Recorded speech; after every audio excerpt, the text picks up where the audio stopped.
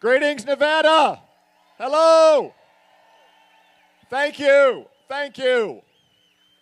Hello, everyone. Thank you very much. Dan, thanks for the kind introduction, and thanks, everyone, for the incredibly warm welcome. It is great to be back in Nevada supporting our good friend, Adam Laxalt. You know, holy cow, I don't know if you saw Adam and Jamie with their family up here. I thought Anna and I had it hard with two little guys, 6 and 4. But they've got 3 and a 4th on the way. God bless Adam and Jamie Laxalt.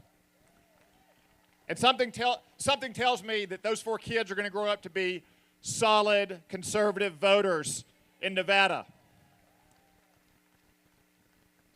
You know, I was getting ready to come out here a couple days ago, and I told my 6-year-old that I was going to be gone, so I'd miss a few days playing with him, and he said, "Where are you going?" And I said, "I'm going to go to California and Nevada." And he got real excited. He said, "Daddy, Nevada is the battle-born state."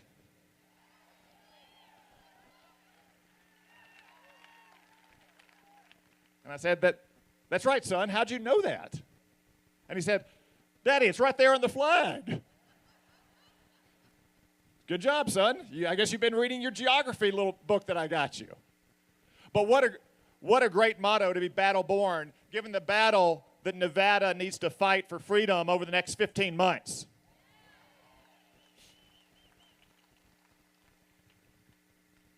Now, right now, the Democrats are in charge in Washington. But we're going to change that come 2022. And that change starts right here in Nevada when Adam Laxalt sends Kathy Cortez Masto packing home for Nevada. Now, I don't know, am I not supposed to say that? Uh-oh, did I violate some rule? Now, I know Adam, I guess, he's not supposed to say that he's going to be your next United States Senator. There's some campaign finance rules against it. But what do I care about some stupid rules like that? Adam Laxalt is going to the United States Senate for the battle-born state in 2022.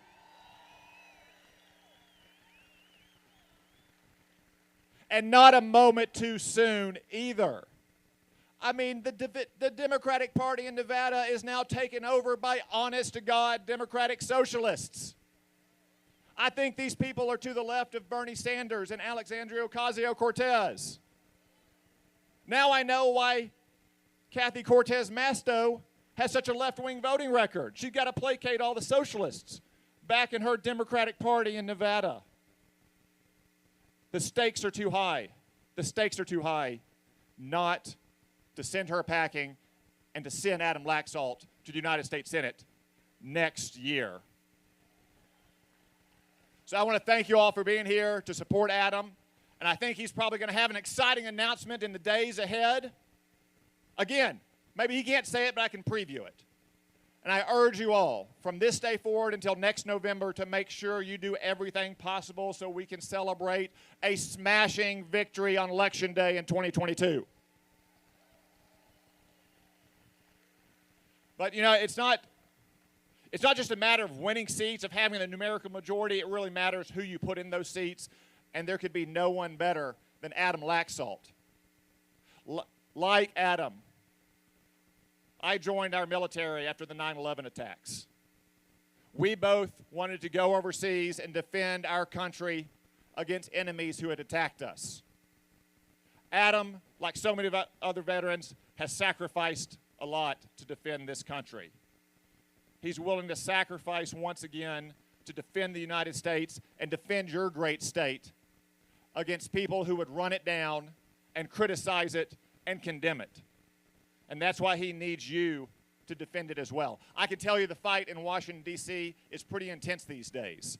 You may have noticed I take a lot of fire from the Democrats and the media. But you know what? As we learned in the Army, you're only taking fire when you're close to the targets. Now,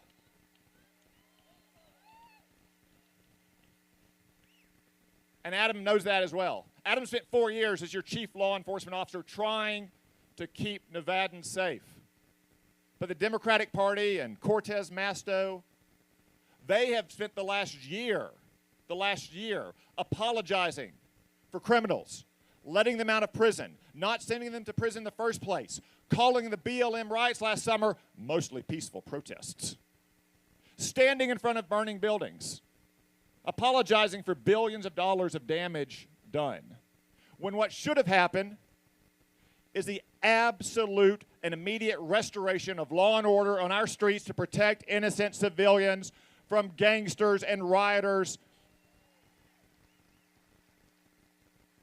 You know, you may recall that last summer when some politicians were out marching with the BLM rioters, I wrote a little op-ed that said, you know what, if Democratic mayors and Democratic governors won't use their police and won't use the National Guard to restore order, then yes, it is time to send in the troops to protect innocent civilian life. And I didn't just say that on the Senate floor. I went into the belly of the beast. I wrote it on the op-ed page of the New York Times. And you may have recalled what happened next. The little child tyrants who run the New York Times had a total meltdown. A record number of subscriptions got canceled. The editor who ran it got fired. They appended a little note to it that apologized for running my op-ed. They said it didn't meet their standards. I agree with that for once with the New York Times. I didn't meet their standards. I far exceeded their standards.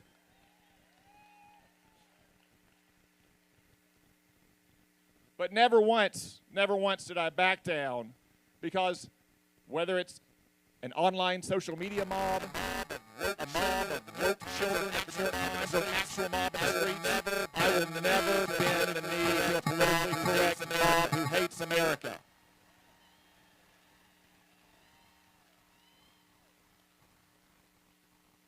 And you know who else won't? Adam Laxalt won't either.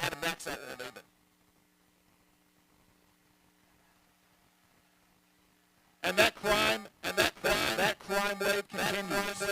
In those riots last year, you had a Las Vegas police officer who was shot in the head and is paralyzed. Murders increased at a higher rate than at any time on record, while the Democrats are trying to defund the police and let prisoners out of jail. And Kathy Cortez Masto is going along with all of it. And that crime wave is being fueled by total chaos at our southern border. Again, something that Kathy Cortez Masto thinks is just fine. They're having the orderly processing of migrants who are fleeing persecution. Friends, I've been to the border. It's nothing orderly about it. It is totally open, and it is total chaos.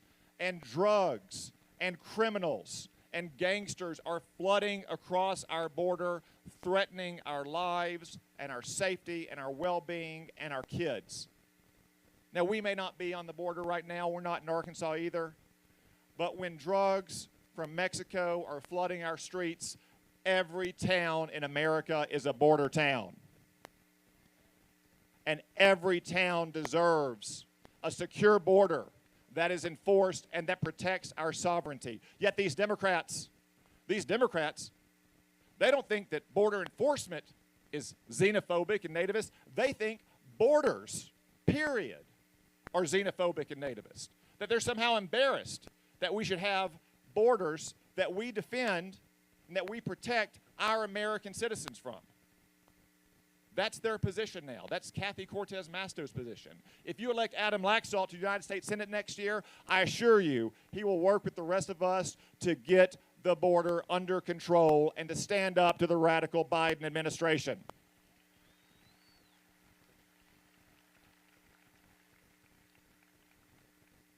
These are simple common sense truths. I feel sometimes amazed that I even have to say them, much less that we get so much criticism from the Democrats and the media about it. You know, another simple truth that I had to speak last year was in early 2020, sounding the alarm on the Wuhan coronavirus, when no one else would listen in Washington, when China was telling the world, oh, we've got it under control, it's handled, don't worry. Yet they were locking down provinces larger than the state of California. They were welding people shut into apartment buildings. They were lying to the world, unleashing this pandemic. They're saying, oh, it came from some food market where they serve bats, like a bat kissed a skunk or something and created this virus. And I said, well, what about the fact that, you know, right down the road from that market is a lab where they research bat coronaviruses? And that lab is run by a woman whose name is literally the Bat Lady. Should we look there? It's like, no, that's xenophobic and racist and nativist, and that's a debunked conspiracy theory. But guess what, folks? Now everyone admits it almost certainly came from that lab, and China lied, and they covered it up, and it's time to lower the boom on the Chinese Communist Party for poisoning the world and stealing our jobs and threatening our security and our prosperity. The Democrats will not do that. Adam Laxalt will. But you know, as important as these elections are, I'll say, what will we profit if we win an election next year in Nevada and around the country, win back the House and the Senate, win the White House in 2024, if we allow the left to indoctrinate an entire generation of our children to hate America? Because that's what they're doing. They are promoting critical race theory, an un-American ideology that says the most important thing about any of us is the color of our skin, that some Americans are inherently oppressive, others are inherently oppressed, that our nation is founded not on freedom but on bondage, not in 1776 but in 1619. Nothing could be a more dangerous lie about our great and noble nation.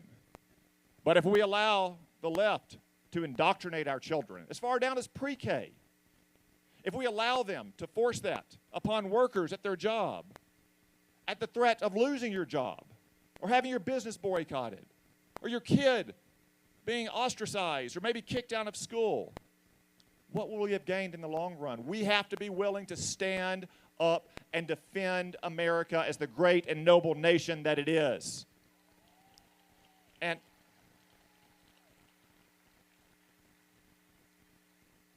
you know, just a couple nights ago, we were voting all night long in the Senate on the Democrats' reckless $3.5 trillion tax and spending plan. But you know what? I feel more strongly about it, just a few boos, but it's a family audience, so I won't express it. We had a lot of amendments that passed on that, to include my amendment that would prohibit the use of federal funds to teach critical race theory in our schools. So on the one hand, I think a lot of people were shocked that it passed. It did pass 50-49. One Democrat voted for it, Joe Manchin from West Virginia. But that means 49 other Democrats, to include Kathy Cortez Masto, all voted to let your tax dollars indoctrinate your children to hate our country. That alone is disqualifying, and Adam Laxalt will make sure it never happens again when he's in the United States Senate. And I know we have a lot of freedom-loving patriots here today. And I know that you all want to stand up for what is right in America. And I just want to promise you that there are millions of Americans just like you all across our country.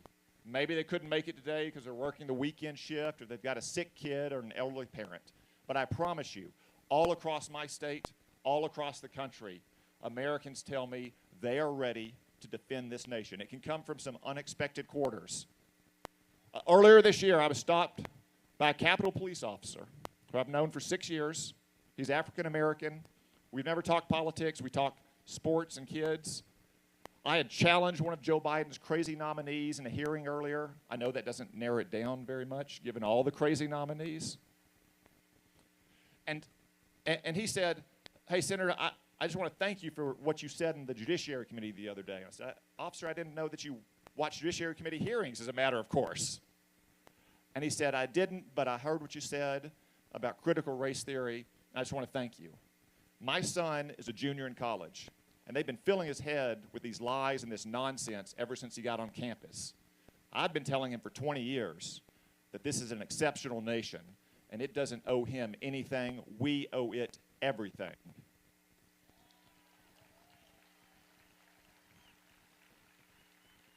And it was good for him to hear a United States Senator telling him exactly what his old man's been teaching him for 20 years. So I can tell you, we have millions and millions of fellow patriots all around the country. Maybe they don't control newspapers and cable news channels. Maybe they're not making movies in Hollywoods or controlling big tech platforms. But here's what they are going to do. They're going to come out and they're going to vote next November in Nevada and all across the country to defend America. And, you know, I'll just leave you with one final story from my time in the service. I know Adam knows this as well. I got asked a lot back in those days. I still do. Why is the flag flown in reverse on a soldier's uniform? And it's right. I see a lot of head nods out there. The veterans know this. The flag flies in the reverse on a soldier's right shoulder. And it goes back to the days of cavalry charges. When the horses charged forward, if you were on the right of the formation, the flag would fly in reverse. And it still does to this day, long after horse warfare, to remind all of those who see, friend and foe alike, that our Army never retreats, it always advances.